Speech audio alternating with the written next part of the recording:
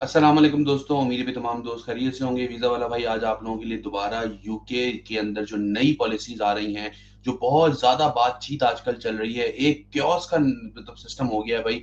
हर कोई परेशान है, जो यहाँ आने वाला है वो भी परेशान है, जो यहाँ है वो भी परेशान है, जो विज़िट वीज़ा अप्लाई करने वाला है वो भी परेशान है, क्योंकि हर जगह अफरा-तफरी का आलम है। तो मैंने सोचा कि भाई लास्ट मैंने जो वीडियो बनाई थी, उसपे बहुत सारे लोगों ने मुझसे क्वेश्चंस किए थे, तो उनके बारे में मज़ीद कुछ जो है ना मैंने रिसर्च की और उसके ऊपर मैं आज आप लोगों के लिए हाज़िर हुआ हूँ। आप जानते हैं अच्छी तरह से कि आपका भाई जो है वो हमेशा एक प्रेज़ेंटेशन के साथ आता है, अपनी रिसर्च करके आता है और अपना एक ओपिनियन दे रहा होता है। मेरी जो आपके साथ जो बातचीत होती है वो कहीं से भी लीगल एडवाइस नहीं होती। मैं हमेशा बोलता हूँ कि कभी भी अगर आपको कोई लीगल एडवाइस चाहिए हो, बहुत सारे लोग कमेंट से मुझसे पूछ रहे थे कि मैं ऐसे कर लूँगा मैंने उन सबको यही एडवाइस दी है कि भाई आप लोग इमिग्रेशन सॉलिसिटर से कॉन्टैक्ट करें, वो आपको बताएगा कि ज़्यादा बेहतर क्या आपके केस में क्या हो सकता है।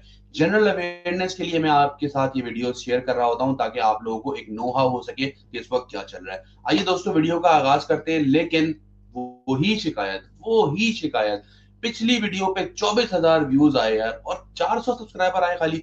कम ऑन यार, 400 सब्सक्राइबर तो कुछ भी नहीं होते। 10% भी लेके चलो तो 2,000 तो आना चाहिए था मेरे पास। तो दोस्तों जरूर वीडियो को सब्सक्राइब कर दें, यहीं पे सब्सक्राइब कर दें, क्योंकि वीडियो में आपको बहुत सारी काम की बातें सुनने को मिलेंगी और बेल आइकन को भी बता दें। अच्छा बजा दें। अच्छा ठीक है, आइए लेके चलते हैं आपको स्क्रीन पे। स्क्रीन शेयर करता हूँ आप लोगों के साथ और फिर मजीद गुफ्तगू का सिलसिला आगे बढ़ाते हैं। अच्छा जी, UK new immigration white paper update. अच्छा भाई क्या अपडेट आया, व्हाइट पेपर क्या है, सबसे पहले इसको समझ लें। व्हाइट पेपर जो है ना वो एक अभी पार्लियामेंट के अंदर एक पेपर जाएगा जिसके अंदर जो है वो नई गवर्नमेंट ने बहुत सारी नई पॉलिसीज बनाई है। ठीक है, अब यहाँ पे हो ये रहा है दोस्तों के पिछले कुछ सालों के अंदर यहाँ पे इंतहा से ज्यादा जो है वो इमिग्रेशन हो गई है। अब उस इमिग्रेशन को कुछ ना कुछ करके कंट्रोल करने के लिए उन्होंने जो है वो नई पॉलिसीज जो है वो इम्प्लीमेंट करने के लिए एक पेपर तैयार किया है, जो पेपर अभी पार्लियामेंट में डिस्कस हो रहा है। पार्लियामेंट से वो अप्रूव होगा और उसके बाद फिर वो एक लॉ बनेगा। ठीक है, तो अभी फिलहाल जो भी बातचीत है वो अभी कहीं पर भी अप्लाई नहीं हुई है। इसके अप्लाई होने में अभी टाइम है। ठीक है, अभी ये डिस्कशन फेज के अंदर है। अब सबसे पहले बात कर लेते हैं भाई, सबसे पहला जो सबसे ज्यादा लोगों को मसला है ना उसके ऊपर बात कर लेते हैं। ठीक है, वो क्या है भाई, वो ये है दोस्तों के the standard qualifying ILR time जो है वो है 5 साल का। ठीक है, पहले वो 4 साल का होता था, अब वो कर दिया है 5 साल का। अब 5 साल से करके अब उसको कर दिया है 10 साल का। ठीक है, अच्छा अब ये हुआ नहीं है अभी, ये एक व्हाइट पेपर के अंदर प्रपोज की गई है चीज कि भाई हम इसको 10 साल पे लेके चले जाएंगे। अब सबसे ज्यादा जो अच्छा अब जो लोग बोल रहे हैं, जो सॉलिसिटर्स बोल रहे हैं, वो ये बोल रहे हैं कि भाई ये 10 साल कर देंगे। अच्छा, नॉर्मली पिछले दफा उन्होंने 4 से 5 साल किया था, तो होना ये चाहिए था कि शायद 5 से 6 हो जाता, 7 हो जाता, लेकिन अब उन्होंने किया है 10 साल। ठीक है, अब देर आर चांसेस कि भाई ये जो है ना वो हो जाएगा अप्रूव। ठीक है, अब यहाँ सवाल ये आ जाता है, अगर तो ये अप्रूव हो जाता है, अभी तो अप्रूव नहीं हुआ, अगर ये अप्रूव हो जाता है तो क्या ये नए आने वालों पे अप्लाई होगा या ये पुराने वाले आने वालों पे भी अप्लाई हो जाएगा। सबसे पहले नए आने वालों का जवाब देता हूँ। मिसाल के तौर पे दोस्तों, अगर ये नए आने वालों पे अप्लाई हो गया तो इसका मतलब ये है भाई कि जो नए आने वाले हैं ना अभी, वो ये बात माइंड में रखें, ये कम से कम जो वीजा मिलता है ज्यादा से ज्यादा वो मिलता है 5 साल का। इसका मतलब ये है कि अगर वो एक दफा वर्क परमिट पे यहाँ पे आएंगे, 5 साल का उनका वीजा होगा, तो उसके बाद उनको 5 साल के बाद दोबारा से रिन्यू करवाना पड़ जाएगा। ठीक है, तो ये तो हो गई बात कि भाई जो पिछले बाद में आएंगे ना उनके लिए। अब जो लोग पहले से यहाँ पे हैं, अगर इनके सलाह ना करे उनके ऊपर भी अप्लाई हो गया, तो इसका मतलब ये है कि मिसाल है आपको 2 साल हुए, आपको 3 साल हुए, आपको 4 साल हुए, इससे कोई फर्क नहीं पड़ता, बल्कि आपके ऊपर भी वो अप्लाई हो जाएगा कि आप भी 10 साल के बाद आईएलआर अप्लाई कर रहे होंगे। इसका मतलब ये है दोस्तों कि जब 5 साल आपको हो जाएंगे तो आप दोबारा से अपना एक नया वीजा लेंगे और उसके बाद मजीद 5 साल यहाँ पे गुजारेंगे और उसके बाद आप आईएलआर अप्लाई कर रहे होंगे। मेरी ऐसी गट फीलिंग है कि ये जो इम्प्लीमेंट होगा ये नए लोगों पे हो रहा होगा। ठीक है, ये मेरा एक अपना एक तजिया है, मैं जो चीजों को देख रहा हूँ, जिस तरह से जो मैं लोगों की सॉलिसिटर्स के बयान सुन रहा हूँ, तो मुझे ऐसा लगता है। लेकिन हमें हर तरह के फैसले के लिए तैयार होना चाहिए, कुछ भी हो सकता है। ठीक है, दुआ कर रहे हैं कि भाई ये जो हो वो नए लोगों के लिए हो, ये पुराने जो लोग ऑलरेडी पहले यहाँ से मौजूद हैं उनके ऊपर ना आ रहा हो। ठीक है, तो ये तो आईएलआर वाली बात हो गई। यहाँ मैं फिर बता दूं कि अभी तक ये कोई भी लॉ इम्प्लीमेंट नहीं हुआ है, ये अभी एक व्हाइट पेपर है। ठीक है, आगे दूसरा दोस्तों क्या है यहाँ पे कि introduction of earn settlement model. अच्छा, अभी अर्न सेटलमेंट मॉडल क्या है? ठीक है, अर्न सेटलमेंट मॉडल ये है कि समझ लो कि ये पॉइंट स्कोरिंग सिस्टम टाइप का जो है ना वो समझ में आ रहा है कि यार ऐसा हो सकता है।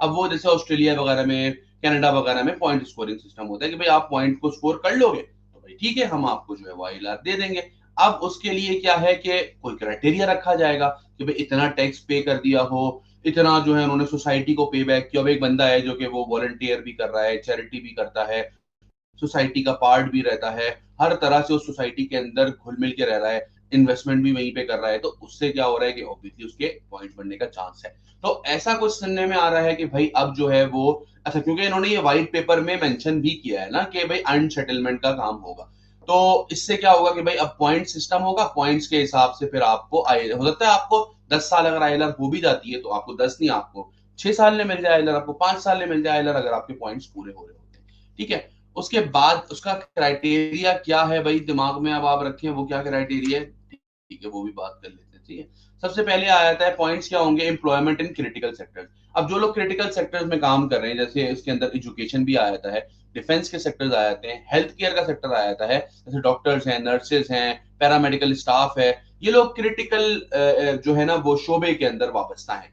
अब इसके अंदर सुनने में ये भी आया था कि IT सेक्टर जो है वो भी इसके अंदर आएगा, लेकिन अभी फिलहाल जो है ना उसकी न्यूज नहीं आ रही है इस तरह।